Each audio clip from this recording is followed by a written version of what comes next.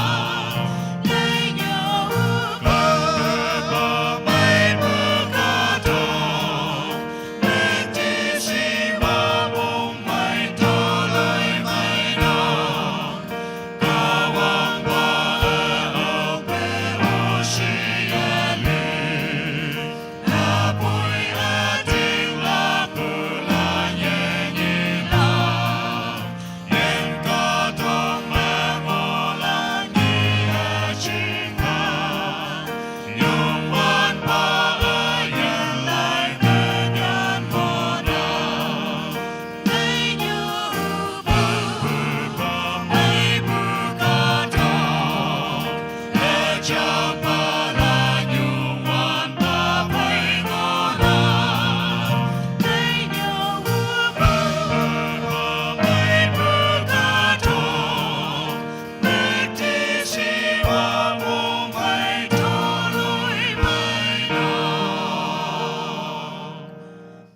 number 368, column, the walk method 368, you want pa daw ng ching 368.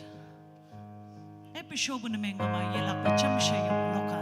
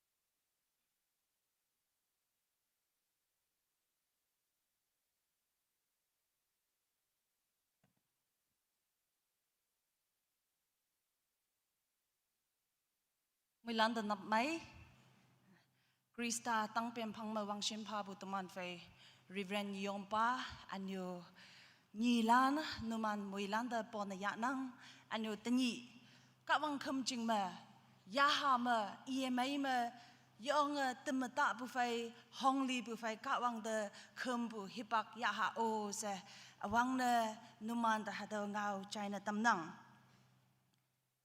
tawa ka wang ngau lai cha hado ki ihunang vui tây apong pan manga aleng cha aniu ni dengoya Exodus chapter 15 verse 1 to 3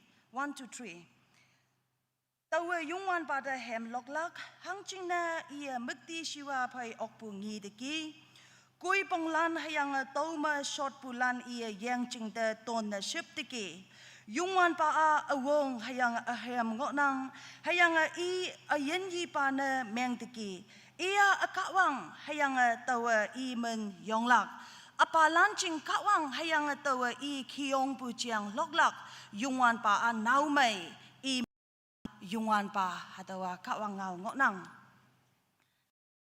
tuman taichan lai the tokpai the chama epha tokpai page number 4 and you taichan lai number lim.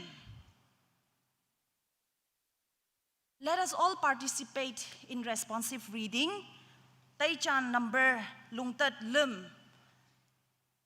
Kawang pa nok tumana alang pa chiang chapuhay ilak. Taichan lai number lim. Kawang pa nok God's house alang pa chiang chapu tumana jamse tumana maitam yaha. Yungwan pa nokte teman ongha se ope imana ate I to mong mayango.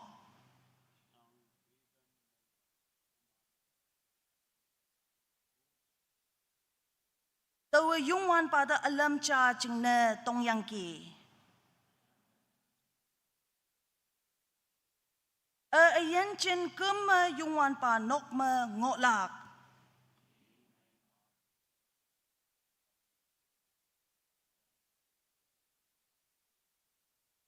Sangpu hipak ma iya tau lowa ang lak.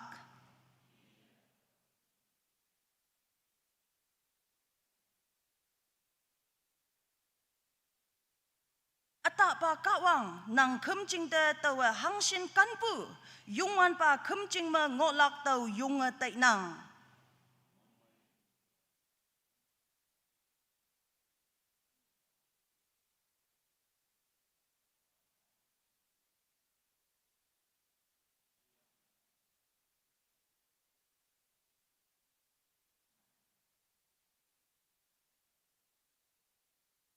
Ata pa yungwan pa ang pa hiyang akawang jamse oyen nang kumching ma hipak pi ma nang min yonga hemlok ngo iman hangshin mong mailak hadawa kawang ngau tuman muilanda kawang muiman pa sa awang yide temana yelak pacama epha lampulan ateng lakpu ngau shong hadawa krisyalan tumana iya hatau ki ngotlaka yoong shubu cha tui ngotnang lampulan ateng lakpu ngau shong hatau awang yi mengoklak Apostle Creed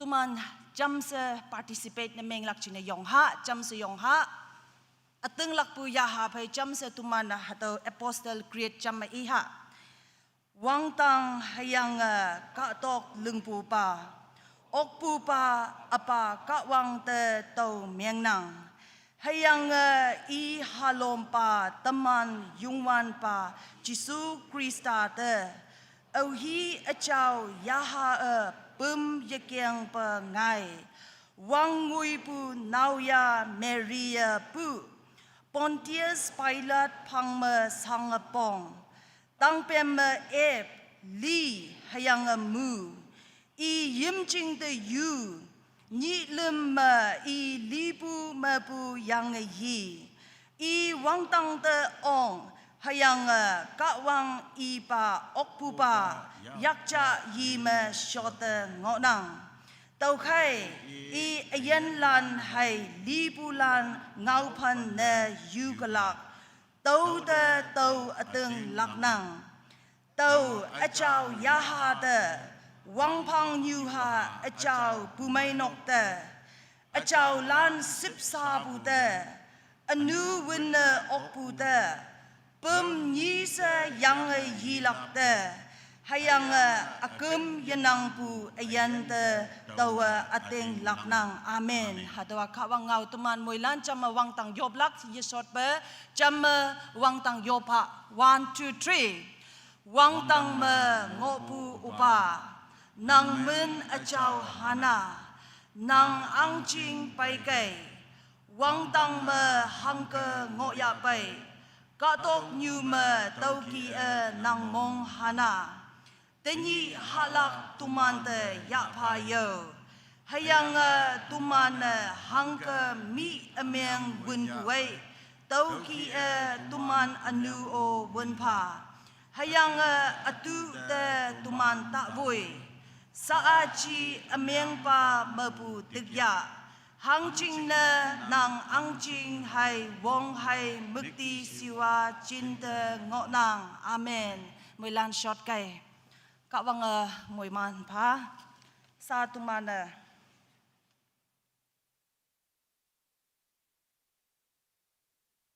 hem chai bu hipak ngọ lắc hem lok lak ching na hipak yunang pa chai yuk la khung awang na pa chai yuk la iman akhung ta hem lok lak ching na hipak pha tam nang.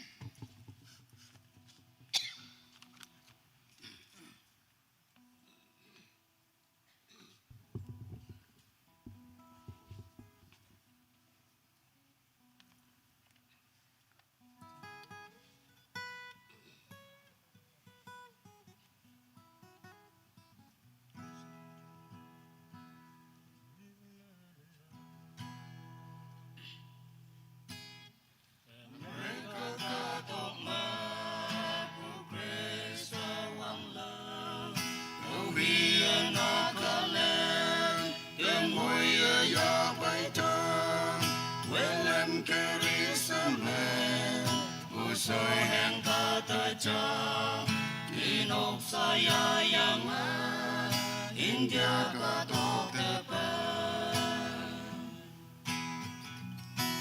Kawang ya yang hang sen Yong punang jaya Krista lante mante Ya hawa hang hi Mong lep yang mong sen Kawang sâu sa lặng nè Ngong bay cây Ia như ku kan te Naka jalan yuma Teman Konyak katu Misionary ewan Kapui kembanan Buhay palang kaya Tui fanin secang te Nyampua elau cha Lantang ke ifatan Kawang ya yang hang sen Yong punang jaya Krista lante mante Ya hawa hang hihi sâu xa lạc nè nong bay cái ia nhẹ tu can đêm man bu mai nọc la nhà san nhà đi lạc cha cái gì wong khai ya hà lan mà ken te ki hà đông yêu ai say mơ ok we bu ma weวันมาปูนังยาหาเยลอจึงนายกเตกะวังยายังหังเสนยงปูนังใจยาคริสตาลันเตมันเตยาหาวะหังฮีมงเล็บยังมันเสกะวังเสาสาลักเนน้องไปแก่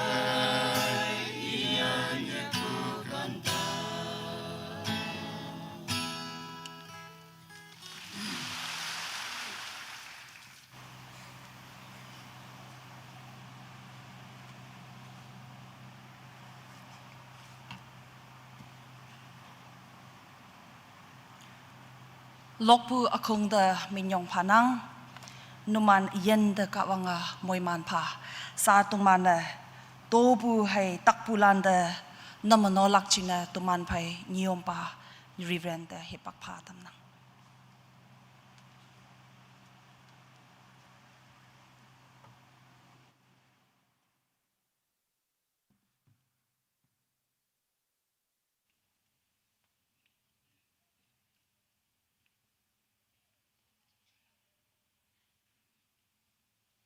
chỉ số nghìn ang ching nhui phai chan hawa sốt hay ang kadalan nghìn hang pha tàu de layango hak palan nghìn mawa angangi tàu phai mà wam nyu cha bai hay ang ia poisa cha wang bu pai khâu nhi ang ia yui benlan cham senyak hay ang iman dei tàu no manda hadau inang nghìn to bu nyui me hatau ba wam nyu sai phai siyong se ang yangi hang chingna alola na iman ma nang bu ma bu ya yang hang hi to ya be tau ba fa ha boy ha do tui na nyu wam nyu ya ma hang hi ngo hayang hang hi ha do lan ma e yen ngo bu fa yangi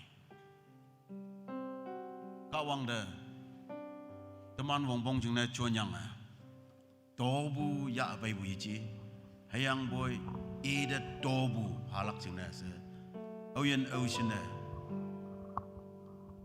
e kimching ya bai gi hado nam no ya bai lak chingna so sam balan de hibak ep hymn number 385.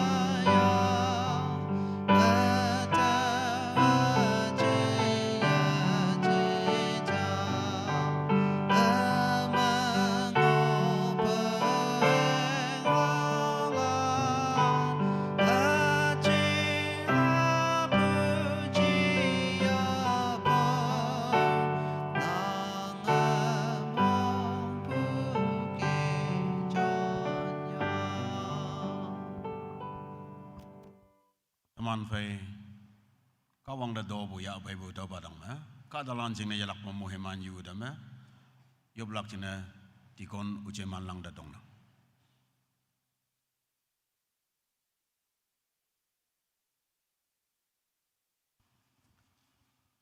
kawang ni yupa acawa ataba yongwan ba kawang tani nang muhiman bunyi nang katalan ayan noksada nang hangsina sengengin ma yan mok yan nama pelek belek ma mabu lam ibu nang muhiman tamyangge hada muhiman nang pai tay yahalak chingase nang khemchingde ausen bo yan noksa to bu ya pai ngoya bai chawba yan kawang ba ya pai bu yan noksalanda jelakpa nang ye ibu yang kia muhiman damsi yang ada ya pai bu sengengin sembilambe kongkamu nang angcing cingnase namno wa jona paya Taiwan da yet chau bu atam ngo kuma kawang nang chau dampa yang ada nam nobu kaya muhiman bu yang nang angcing calon bu toy saunam yang atam bahause ya pai bu sengengin sembilambe kongkamu nang yang ma hanapa chau dama muhiman yuwa so men yob nang ke yang bu tolan esa upa nang munga yo amen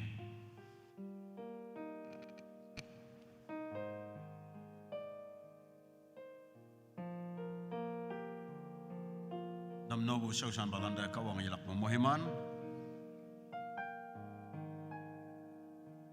Oyen ocean takadan balan jing ne ninok ma ngopulan takpu kai kemjing de payok ya boy nang sagi ne menga yong hu kuma yong yang maidam ya bu okla ani onang ayen matak haden bongok boy yong yang maidam ya bu okla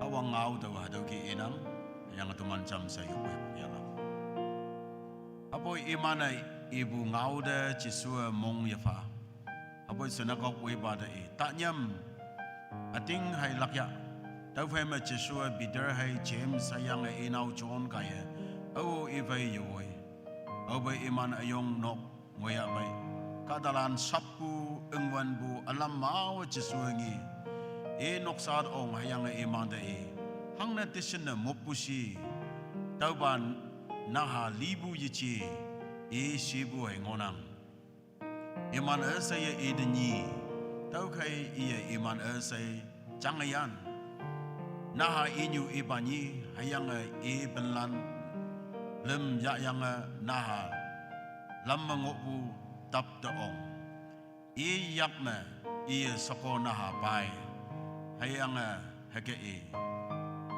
talitagom lepu soko naha dawanang de inang laudo sekonaha ningalau hayang kemahau ya wang piang pan menyinango obatau ngai iman asai yasan apoy au de o tau ba cheng ye elak cheng ne chisua ngau kiang fa hayang iya e ya de halak adam fado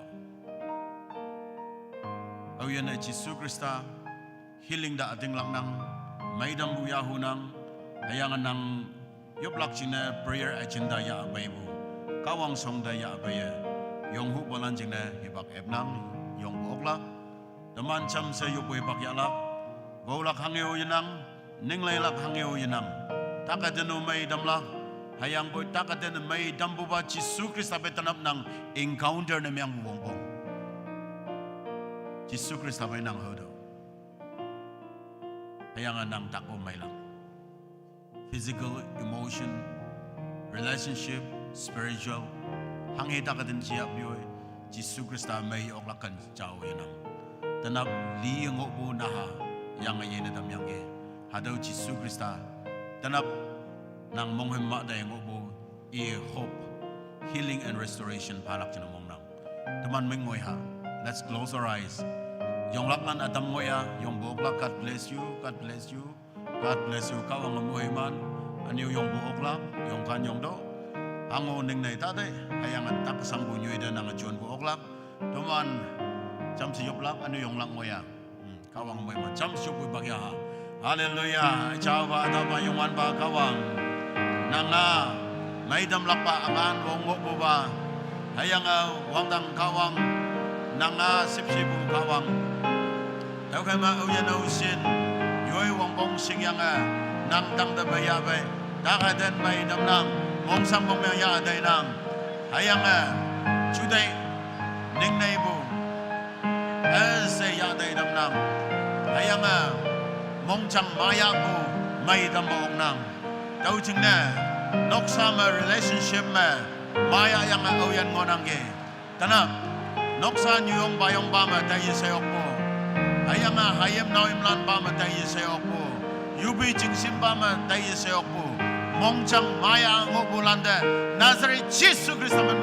힐름에 하는 예수만 몽창 마마 이름도 몽창 마야 ngobu 마이름도 예수만 마이름 아양아 우연오신 마이범 당담에 도냐이 부회 욕상배 파이소가 닦아드는 원한게 하도 닦고 간데 야니바 예수 그리스도 낭 마이름 락바 약가 전도 be healed in Jesus name 예수만 마이름 예수만 마이름 ayang yahama maya yang ngobu yahama ma ngobu anu kasi yaha sayang angbo Nazareth Jesus Christ mamalana damnang be free in Jesus name Jesus mamalana damnang Jesus mamalana damnang o wangdang kawang hangge li ngobu nahaja Jesus Christ nang gaya laudau si buda yang aye o wangdang kawang tanam nang kadalan auyen ausin jinso ngonanggi kawang nang singeng ngonang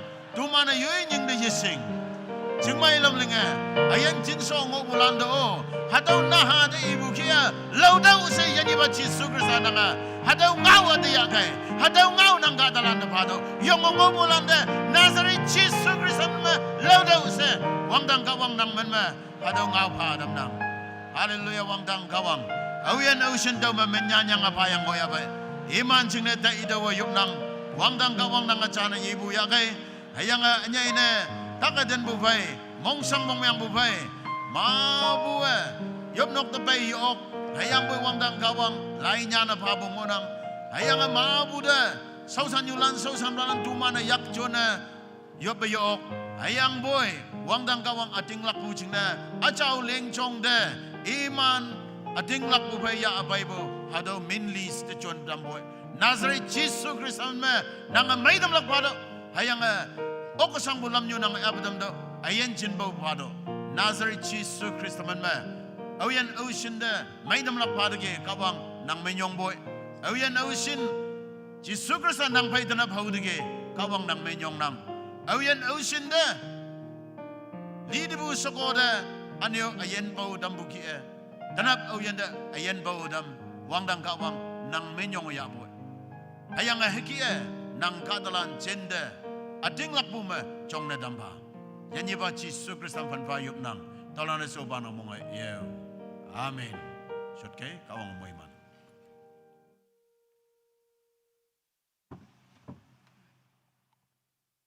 tobu nam nobu hai takpulanda yopatambu nyongpa Anu sausan palanda minyong panang. Now we will have a special presentation from a Sunday school student. Hadoma Sunday school student, beginners class, Mother Church. Imana teman the special presentation haulak chinetem nang to kaima hipak epatam nang.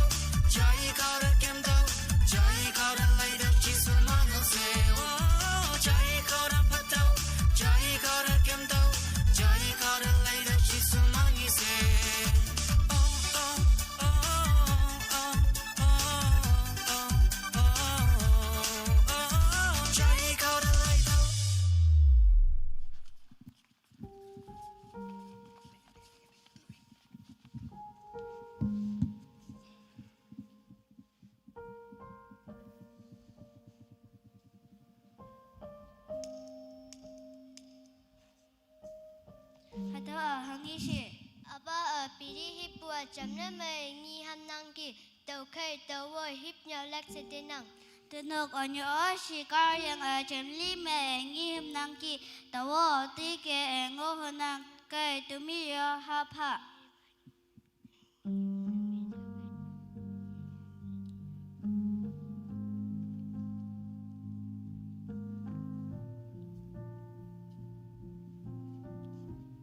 hang ne piri pusi nang yakalak ahui nyau pusi nang piri blak chingne tawe nyau bua nang nyue nyau bua salak kata amai nam yang tamlak chingne kawang au singya lak chingne Sunday school la sona tamu yijiya piri hiplak nyau tambua numan de Sunday school ma ha ngau do upa Sunday school में पीरी हिप लाकेन यो चानक में नंगे हिपु जमना में ngi pu jingne hipe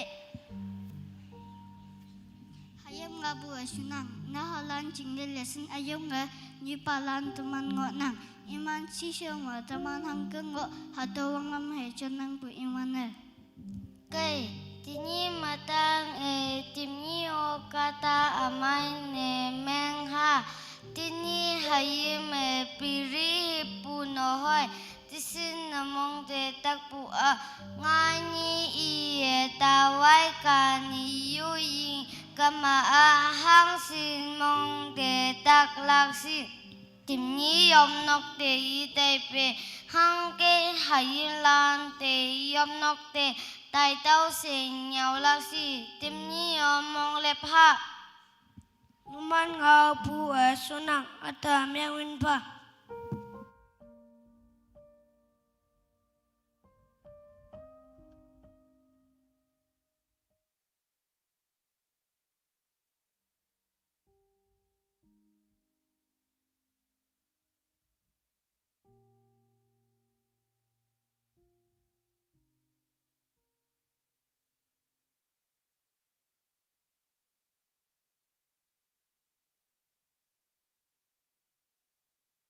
Sunday school nahalan beginners lan ngọ nang iman da nhau lak ching na yong nyai shampoo ngau yichi hayang pa do ma teman fe lai pa teman fe ser aton iyo nga sangnyak mongko bu fe nhau ok pu sengi ok nang ser nang da yong minyong phanang ka wang moi man phanang ayen anyo ministry de anyo Sunday school nahalan yong mai nang ki anyo yelak pa hataw ki teman da nhau tâm pha tự nhị nôm na hậu và hem hay ye chi hiang poi sinh ya lak anyu palan anyu hayem lan tuman mui lan sinh ya lak ha the message cha pha bu chao to khai na halan do minyong phanang God bless you sa ha the mui hay man ngau pau na tam nang sa tuman ka wang ngau chai bu hi pak ngolak to khai ma ya ha ma yong hong li bu fai shotha tani ya khum ching ma bu au hio yak yang ma min yi ta wa ka wang ma bu mui man ya yang yilak si ibu mongchang ha do ya ha phai shot kai se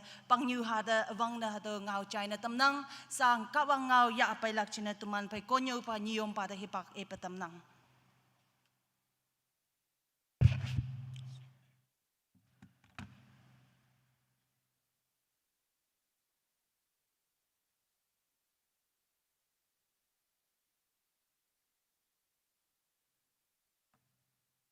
Oyan Ocean, Toba, Chow Kim Cheng Yam by Octagi, Umanok Sochiman Mayalapa, Mongmaya, Ponianang, and Yane Yingam Oyong Balan, Moboy, and Yay, Mongmayanuman, Ponia Budo, China Damnang. Then Yingani Siongbo, Nok Sama, work up the layer, Mupuhiba, Hayanga, Tanap Yumnok, the dialect timing Manuhoi, Yoonga, Colony Fima, one. You dim the support na mga wow chaibu yup nok ta u yu chai lak hayas yu pai lak hayas o mong asi buti konporta hayang bo tuman ong so yup nok hak ma ngok bu jing na se au yan ocean bay ok tege nyai na mong mai pon ya bu tau chai na dam nang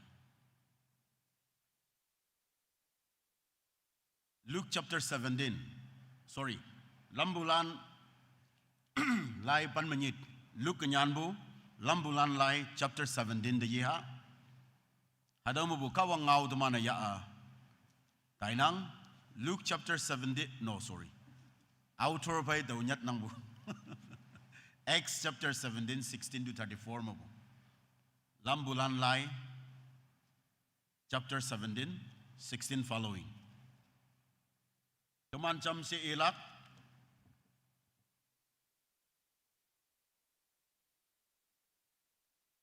lambulan, afong, panmanyit, aling panmawok mabu tama limdenguya. Acts 17, 16 till 23.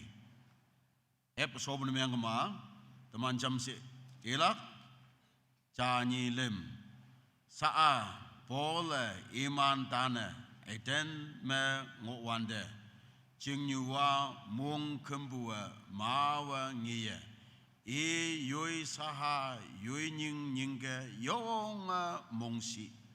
Tau kay sanagok me, jihuti lan, hay wanglam de, ating lakpu lan, miang pa lan, pay, hayang nhị chạy se hát lại như mà y phải hậu ba lan phải y ngao sa kỳ phao nhiều Epicurean hay stoic có nhiều ba lan atam o y phải hậu atam y hatau chupang power hang y hubu alo lan y ai ha chat ka wang lan có nhiều ba cha ne miang hu hang ching ne ia chisu hayang yang ye bu cheng konyo tau kai iman Eripiakas siso me Paul voi daya nang nyobu ngaula hang he tu man o singhu nangi hang ching ne yasan yali la ngau adam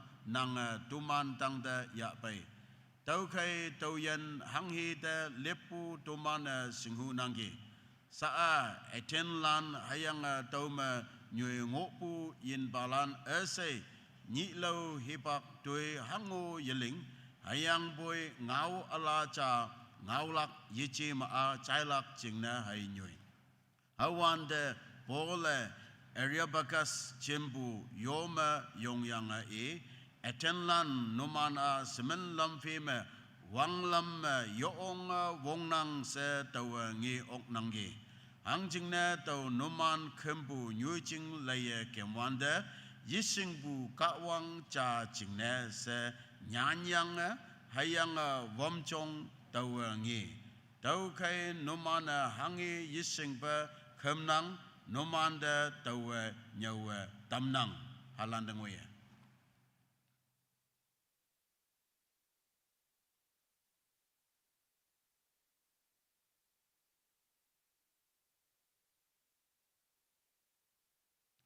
The unknown God made known. Yishingbu kawang singna dambu. Hayang hadawa luk anyanbu hadaw lambulan lai 49, 50, 51, 52 AD bangbame. Sinang. Hayang teman chai baibu. Thessalonica the bay konyona. Taumabu. Anyo Beria hayang tinya Beria mabua Athens hayang Athena Greece to capital city ngona capital ngona city ngona hayang boy during the time of Paul capital city na jingo hayang boy one of the important cities jana ngoyang ge hangna Roman wanglam lam buhibak hayang Roman wanglam lam buhibak ma iman ka dok ma capital na ba Korean ngoyangge not Athens hayang bo tinyi ba Athens capital na nginang Greece me hame hado ngauda tomana oba lailakay bola sa Athens me yongyang yong intellectual sangamanbu ngobu world hado nyujing jama konyo butai do hayang hadaw nyuching ma philosophers hayang poets hayang mong de kimbulan khakma ngona tau jingna hadaw mong de kimbulan khakma ngeyang bola ining ning de yong mong bay mong si ngai sa do man text me edebu. Hayang hada philosophers lan ONC si wonder, of course. Socrates hadaw mabungo nang Blado hadaw mabungo nang ano Aristotle hadaw Athens mabungo nang hayang ataman text me ibu cha ataman I wonder Epicurus sing ibu Epicureans, that also from the Athens. These philosophers halan sin philosophers lan kadong niwa well-known land. Hayanga hadawa before Jesus Christ was born, 3 to 400 AD BCE. Hadaw pangpamo bu philosophers land. Down the line, yung popular na mga tayanga. Hayanga the present context hadaw Athens land especially Epicureanism, school of thought. Hadaw lan influence na miyangbu. Hadaw Paul taulan pay hokyanggi. Hayang atisyon na advance na miyangbu. Sidi me yaha me akyang. Tau jing na Paul mong si ngay. Mong chang Bible hadaw inang. Hayang he could not remain silent. Tau na miyangbu jing na he proclaimed Christ. Iya hagayango. Chenga yango. Hayang mong datakpo. Jesu Krista pungaw amay. Imanda kak anga. Konyaw na yongbu. Miksaw mlidaya. Number 1. Paul mong sangbu. Hayang tuisaw ta laywanda. Taman ng Paul was waiting in Athens. He was greatly distressed to see that the city was full of idols. Iya Athens me. Hayang atawgan me. Jaya lipsip laysi buda. Mong sa idol sa. Tawjing na mong yamaybu. Mong sangbu. Hadaw inang. Hayang hadawa holy anger. Jisua, Jerusalem temple. Like dambu kau. Like dambu da. Achaw ba mong si buki Tinyi mong sangbu. Mong meangbu. Mong si bua. Achaw mong si. Hayang hangiba mong yan temana. Tokpay si so mangiya ba ngiwanda temana wili nang. Hayang boy temana sing okpua. Ay hadawa wili haka hangwa achicha silak achiu. Hayang boy hadawa ating ba kawang lingkadok wang dang lingbu ba kawang bay labu tuy so yang. Tau kema tawa synagogue ta tailak. Tawa marketplace ta tailak. Tau kan me Jesu Krista punga amay. Konyaw lang. Hadaw Paul commitment, dedication. Ambugan me. Kadachim. Hadaw kan me. Konyaw lang. Tau jing na jajam atumana. Pagbungi jang iya. Pien bungi jang iya. Tau nyoy ya tau ki bunyoy si iyang Tamana mengoyak si buki ang nang. Ayang boy, Paul malepa lay wanda. Pumanok so ching chia buyoy. Yamay bu kanda hoklak na ngay bu. Kayo so ching ni chia buyoy. Yisu bu kanda hoklak na ngay bu. Kenes ke so ching ni chia buyoy.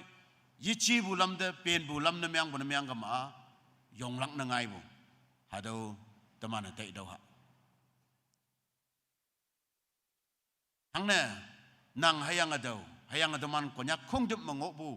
Gospel story hayang content bungaw. Hadawa every workplaces me, schools me, homes me, anyo digital spaces me. Ambukan mo chiya biyoy. Social media mo chiya biyoy. Tumana penetrate na miyang langona. Paula hanga mongyonga philosophers lan ba encounter na miyang konyaw. Tanyi taman kung dama may damya konyaw lak. Hadaw. Ni sibuba me philosophers in Athens si wanda hami daw iyangge Socrates mo bu Epicurus tungoya hayang anyo Epicurus mo bu next Zeno tamani ibu ma Stoics is ibu school of thought hadau tu ngoi sibu hadau lan pai debate ya awang bu hayang Paul hokpu philosophers hayang school of thought life is about pleasure and avoiding pain ayen ma hangna so singolak hangna sanglak tau kema sanglak pa tau yang mailak pa hado dailak sa Epicurus a propagate na myang bo hado ngoyang ge simplicity of life anyo yo onga hakalong buda yawau ba hayang boy may ngolak hadaw ba akyang yu tau kema nang da may buling do may yang anyo taklak sanglak lam da riks ya atachang hadaw yang ge hayang yui da may bu ki ngok do si bu ngawa hang sen may bu hayam lan leang bua nyong bayong leang bua hangi hau hangi yingu hanggang ngohu yui da may bu ki may lak ba ngok do nang da may gama may wang bu cha sang hai ta sang ya sau si bu hai ta nang ya si ibu hadaw gi bu teaching hayang life is short and we all know ayen na to mana panglang ngolak gi chi adan jabu jingnai ngonang tau kai me enjoy it hadawa Epicurean hadaw school of thought teaching ngonang tau kai ma hadaw ying do hangna ayan na sok no hay ngonang hayang death is the end nang obli la kay halan tau ka malibu dokta anu jam ni sebu ayan ayanang imana nya ulai bo hadaw tau na myang bu jina ka dalan da tau mong da chak ongadam tau ka ma anu yang yilak pemjeng yedai hayang bo tinyi ka dong ni mongawan da yui da mai buki ngolak hangna ayanda sokono bungona ngobu teman ngobu ha akemla mai bugi temla ha yinga ngola today the YOLO mindset eat drink and be merry for tomorrow we die ha do ying do hayanga mong mai do hang jing ne ngani ali lakai hayang hadawa Jisu Krista paisho mabumu hadaw philosophical school of thought yo onga kadalan mong do onga ngok bujang inang hayang tinyi hadaw pattern me hadaw influence me kembu nawe naw silan nyong bayong lan yo de mai buki ma bu ngonang hayang Paul heki buka dalan fai intens me hok yang ki ni se ba strikes hadaulan life is about faith luck and self discipline without God theological students lan college the Taiwan the lecture at the mebua don't use the word luck. Lagi yang ini. Luck palase, luck biasa itu no kobe as a Christian.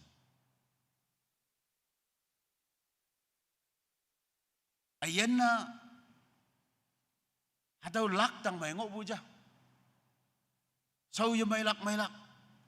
You nyin the self discipline man ngok bu myang kama. Hai mai luck aja. Tahu ke ba sang bong bu myang kama nang luck ye mai buyang luck mai buyang se hatau ba ki minus God kawang ngok nang sibua ye tai hayang kawang da hang hiu nyu ye pa hatau ba nyau lai dam yang ke hatau ba school of thought ma then you sing bu tau ki ngok nang bu self discipline na myang mai ngok yang pai ma sau mai kama sau mai bu sau myang kama sau myang bu hang he kawang hagi ibu nawe nau silan ngo bukai hagi ibu sing bu man bulan ngo bukai hayang po hay hagi ibu philosophers lan anio school of thought heki bulan phe how yang gen. Life is tough, but I will handle it myself. I don't need God. Hado attitude ma uyan ngo nange, you fall into this philosophy. Life is hard, endure it. Right? Ito man mayang mayang boyu chai. Ayen na yo ong wanang. Tau jing na nanok to. Ama hayang boy nang ayen na nang nying da nang ling oklak. Hayang nang nan ok ko ma nang ayang bu si bun ibu ngau. Hadaw mo kawang yu bu ngau inang. Tau ka ma hadaw Paul tama ngau bu ngau mani ngau bu yesterday's message. Then tamanda penalay wonder, how about materialism? Life is more than possessions. God gives meaning beyond what you see. Paul had a materialistic community that preached the myangbu, konyabu, e prophetic message hadaw. The man ngok mun myangama hadaw e samay busa haklak lunglak kadong yuma semalam fi mot the mana jangnang. Hayang boy, teman ayen meaning halan mayalak. Hatau kai, yeah, ngonang. Relativism. Truth is not whatever you want to be. God has revealed Himself in Christ. Pluralism, relativism, subject ya wonder. There are many roads or the rivers. Roads, but leading to the one mountain top. Many rivers, but flowing down to one ocean. Hadaw relativism. Truth is relative. Hadaw nyo lay bungo yang hadaw bay exclusivist. Jisu Krista katok tagaya. Au hiu wang dang da ong buyo oklak sebu. Teman Baptist teaching. Teman evangelical stand. Liberal stand may have different views.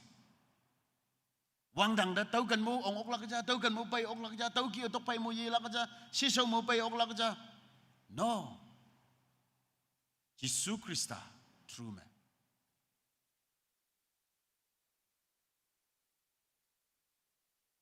Paul hadaw jing na hok yang ge. Tanyi pumaino ka hadaw jing na hok nang. Individualism. O yan ngo nang ge. You are not your own authority. God commands all people everywhere to repent.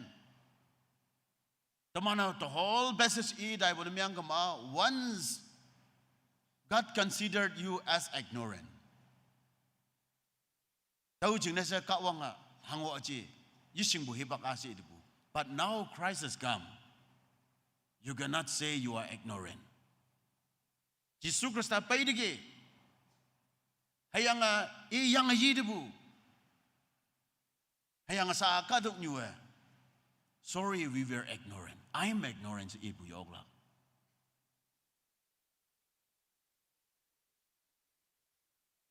Dogama, you and I cannot boast ourselves about our own life, saying, I'm the master of my own body. But Christ redeemed your body. You belong to Christ. Redeemed by the blood of Christ. You are not your own. Paul ataw fight na miyang mga no. Hadaw individualist lang na kay.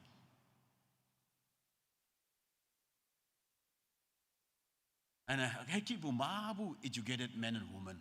KBCM mongok ko lang. Alaw mongok ko lang. Kawang de ating lakpo kadalan yun yul papay cham mayop ke mo yang sa aji. Kawang da ating lakpo. Opo yan na dayang sengemana tay chay day mo mango nang. Kaya nga hadaw mataman may damya lang onang. Paul kia nang simbara konyaw lang, nang simnyudo konyaw lang. Ya ayi lang. Yanyi bulam yuda haudam lang. So both Epicureans and Stoics leave God out. See?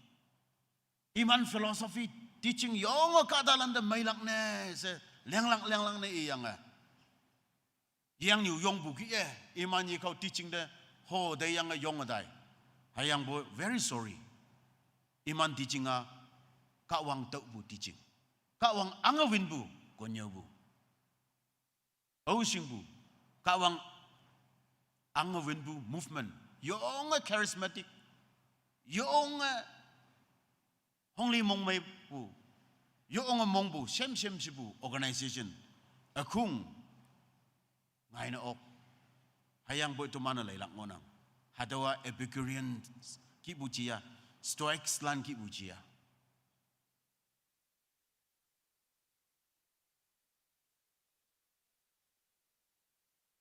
Paul hokpu ba Jisu Krista au hitang be madap e yang ye du Talking to the Epicureans, life is not about escaping pain, but finding eternal hope in Jesus. Sa chi nang ya na dai lak nang ning ning de ha tak pu sang bu mu yang ngok ma mai bu cha ji chi. Hayang boy ating ba ma Jisu Krista haulak wong bong hadaw ya ating ba mong hem. Hang hi do mong hem lak yanang se nyau yang ki. Daw ki mo Stoics lando hadaw ki mo nyau yang ki. Trusting in God alone sustains your life.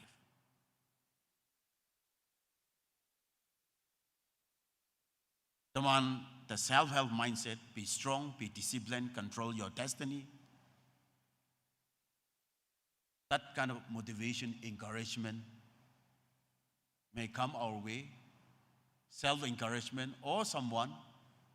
Demand hayang yun yung de hegebu chude paino hayang boy kawang minus God hada obiu chude paina yan lang.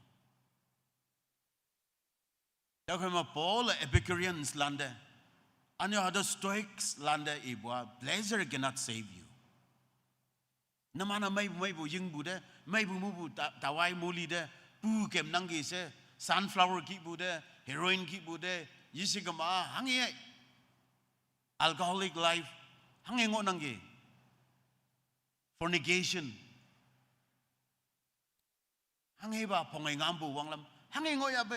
Kadong yung liang bu hadaw ngo yang phai ma wang bu stay nang ka yi chi cha minyan cha hayang ngau ding da ding ye pau ye ben yang phai ma mai lak aja hak su he ngo do mat thai da bo sa teman abu abalan teman nyau nang bu kai no hayang bo yup nok te tai bu ka da hadaw ko nyau nang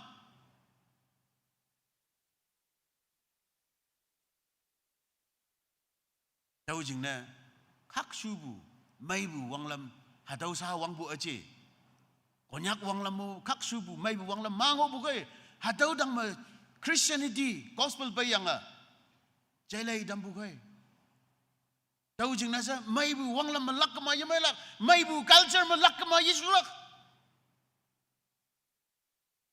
hay yang hà đâu cái yang ye bu Jisu Krista tu mana ya lak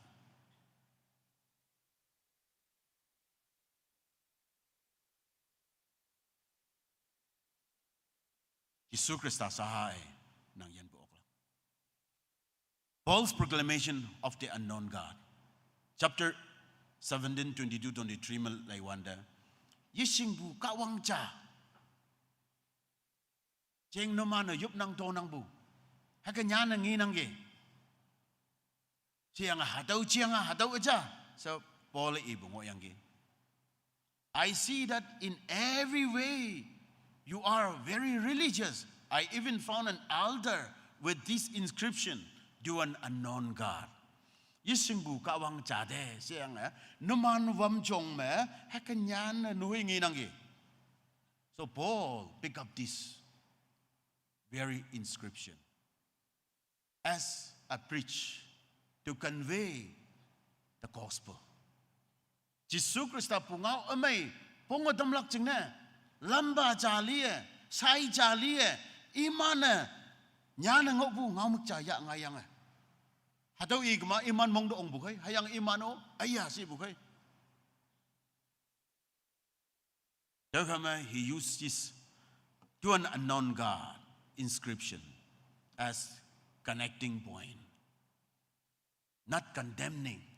Iman hangi condemn, iman hangi leng ya ba tau yamai sa hoka when na yichi hayang boy iman mang cha nyan bung yi bu jeng lei hadawa naman haga kawang yising bu kawang cha se nyan ngi nang yu tau hadaw kawang yising bu cha si bu jeng tau igining yo.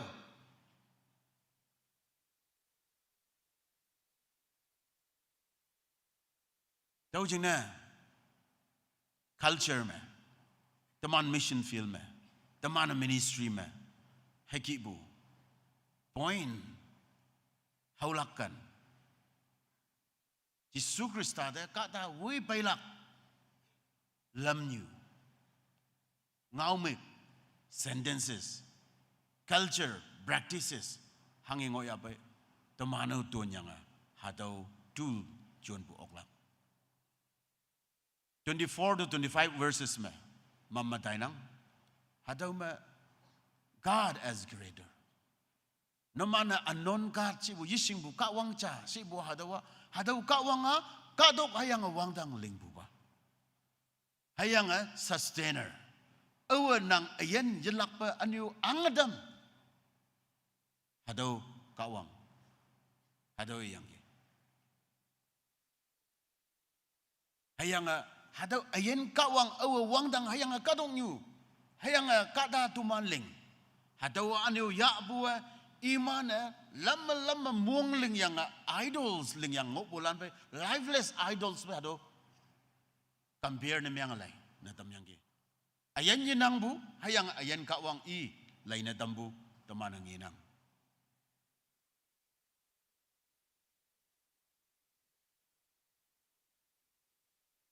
taman ayan ling ba kawang hayang I teman na paga mai, teman dang mai, ia ngok bubayi ci. Hayang boy ia self-sufficient. Hadaw iyang.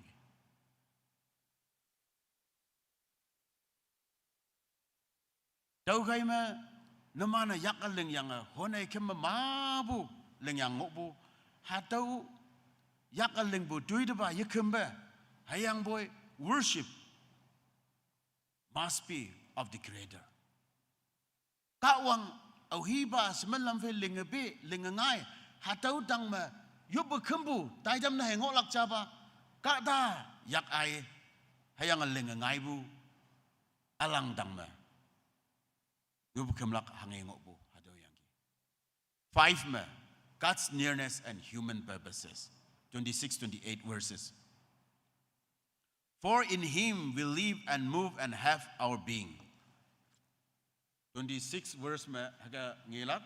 Hayang kadong yu dang ma ngolak jingne iye kata cha mabu chatlan lengangai nye hibak hayang iman ka me yikyang ityang ngaidam tau kaya iman kawang yamlak hayang iman I taulak hayang I fai iman ngonang se taidamlak. Hang jingne 28 verse me I me teman ngonang hayang ponang hayang ayen ngonang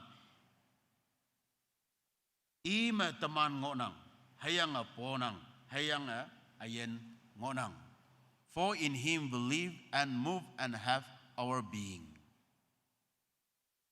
Pola hadawa lok ngau pa mabu kot na myang yangi manibu Father's Day me ano Mother's Day me lok ngau ibu ngo yangi boim ibu hayang hadaw boim nyan bu ba boyd hadaw lok ngau ba Bible madaw nang buta na ba daw word na hadaw lok ngau ba mabu hadaw ngau iman na chinda chay ngo bu ya yangi siyang hadaw in him we live ima teman ayan mo nang hayang ima teman yong nang kem nang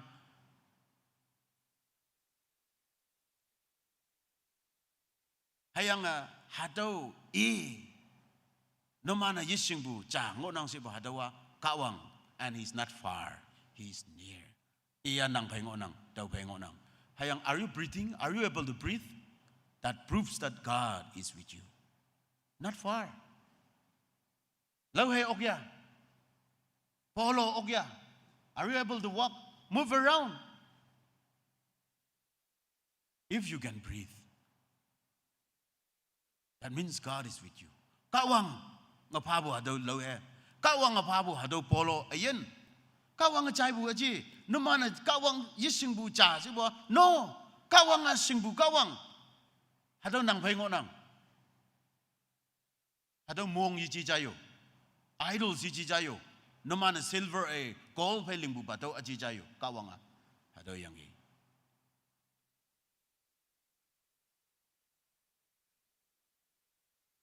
Kim Yime, God as judge and Christ as proved. Kawang ngau fan ba. Hayang hadaw ngau fan ba sa hangga singbu, hadaw Jisu Krista pa yang yebu masing. He has said a day when he will judge the world. Proof of this to everyone by raising him from the dead. Sa aba Paul. Hangiba konyong olay iman bay hingau kawang ngau ada ngau konyo kem. Hadaw ngau anu sa iman de yalakpa I damnang. Mani yising bu hibak jingna God has forgiven you. Hayang bo tinyi kawang iya may namyanga in the person of Jesus Christ pu ngonang. Tau jingna sa ji nomana ignorance jam ibu yoklak. The only thing or the only way you can be saved is now accepting Jesus Christ as your personal Lord and Savior, repenting from sins. If not, judgment belongs to Christ. Ado a warning, at the same time, hope. Warning, malak lansing na. Hope, those who repent from sin and accept Jesus Christ as personal Lord and Savior. Jisu Krista oyen na ya anu mo bumonglep iman jing na monghem mo na. Tana Paul konyo bu Jisu Krista. Hayang boy oyen anu mo bumong yelep iman jing na warning ngo nang ngau fan bu Jisu Krista ngau fan bu ya bailak.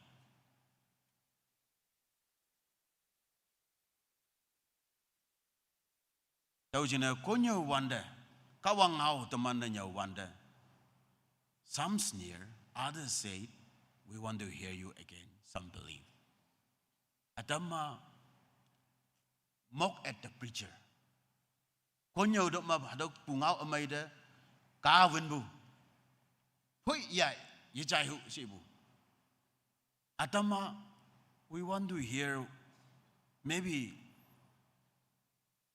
many more times and see if I can repent from sin or change my wicked life or whatever. Like you are waiting for next revival to come, next youth camp to come.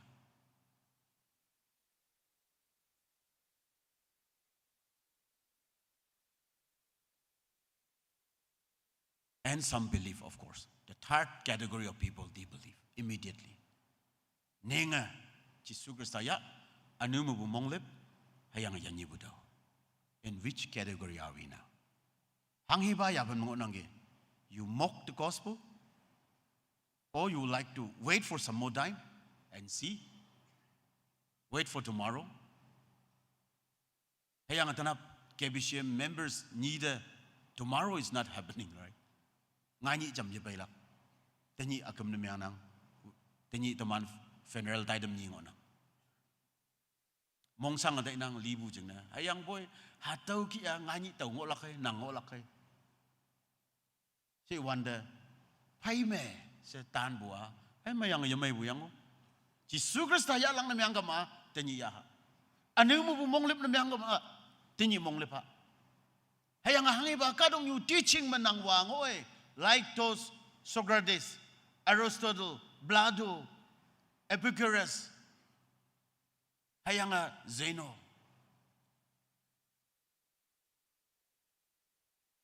And what is your idols? How those statues are the idols? You are after the success. You are after, well, your dreams and vision. Hangi Hado kongkumbu above God. God is below. That is an idol. hado de kem ngo nang giu siang nyung nyung de chang ngo nang giu oko sang lak de chang ngo nang giu hakalung lak de chang ngo nang giu minyong ambai de chang ngo nang giu hado among silver vai ling bu hon vai ling bu teman de nang de hado philosophy au nyau ai amaya ai and hado wa Yesu se Bible la inang teman Yesu Kristus dang da la iya kawang ngau chai bo ase de muhiman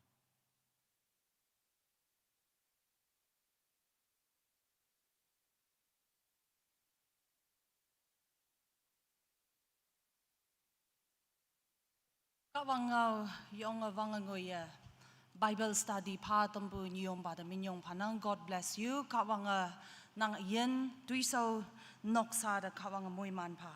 Sa tumana tuitim yang hemlok lak. Konyak hem ibu kolum tavok mapeli.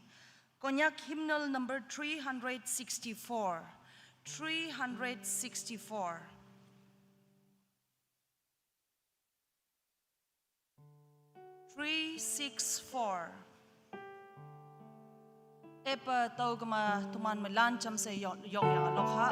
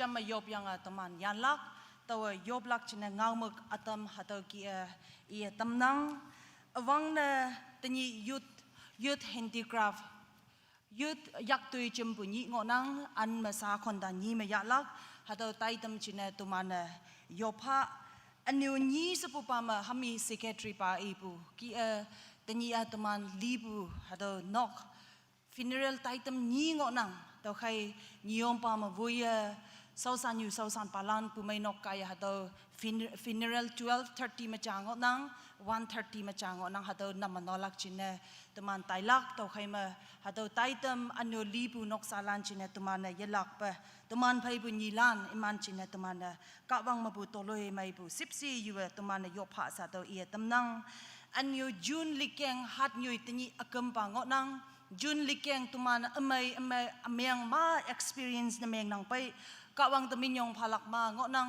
อันอยู่กะวังพะโชโอสไปบุหะโตฮิปักจาวงอกลักโตไขมาตุมันจุนลิเกงอกึมปะหัดยุยตะงุยสะกะวัง14วุยไปบุนกซาเอียนตุมันเอียนจินะกะวังตะมินยงพะหะอันอยู่ตินี่นางยาพันตะยูยาพันเกตุมันกะวังงาวใจปูเตากียลักปะนางเอียนนางกะวังตะพันพะหะตุมันหังีปะลัมกะวังตะมวยมันยูลักหังีปะลัมยบลักหะโตตุมันยบลักอันอยู่อกึมนะตะนี่ปูไตตัมยองมายกะวัง14ยาหะเจ้าโอมปูหะโตไตตัมจางอยังกีกะวังตะมินยงพลักเตาใครยานะตายปะตุมันจอมซาโตอีปงางมึกยะยังยบปะยันหะยบะฮาเลลูยาวังตังมงอปูปา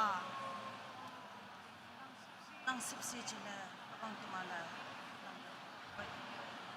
ยันบางตังมางอปูปานางยาหะเจ้ากันนางตุมันนางยาสัญญาเลนางตุมันดึงยีปูตัวยันพระบางนางตุมันหังชิงนาวเนียวตั้มตะกี้ praise the Lord อุปาตุมันนางมันยองป่วยยลักปัตนีดีงอปูตัวลิมามังปงปูนกซาอิมันยันนกซาจินชิสุตุมันนางมุปุตลอยไม่ตั้มปู14อยู่ป่วยยันข้าบังปูไม่นกนำมันนอลักจินตุนางยาหะเจ้าใครนางตุมันนางลำบวยพาแต่นี่จุนลิกยังกมปะหัดหน่วยตงอยสะนาง14ฟังมาตุมันยันเกี่ยมาไปนางชิสุตุมันนางตะมิยองปาไปสาวตุมันยันไตเล็กนาง14ฟังมาตุมันยันนะตัมชิสุมันยกป่วยตอนนั้นเสียบ้าง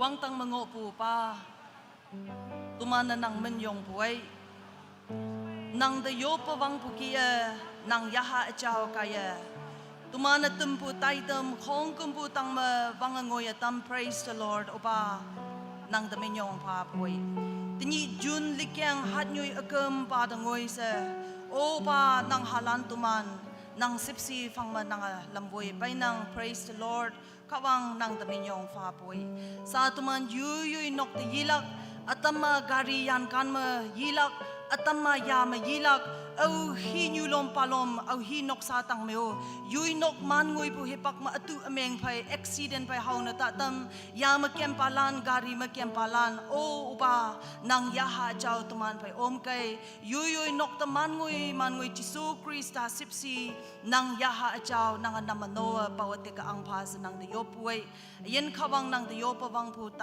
ตัมชมัยปปามโชตัมเปจินมิยองพานังยานะไตเนงเอาเปียวอากิมยนังผู้อปาอาหายาหาเจ้าตุมันเพงอกไกเสจิสูคริสตามินวังดังขวังตะยบนางโตลันเสอุปานางมองไงเยออาเมน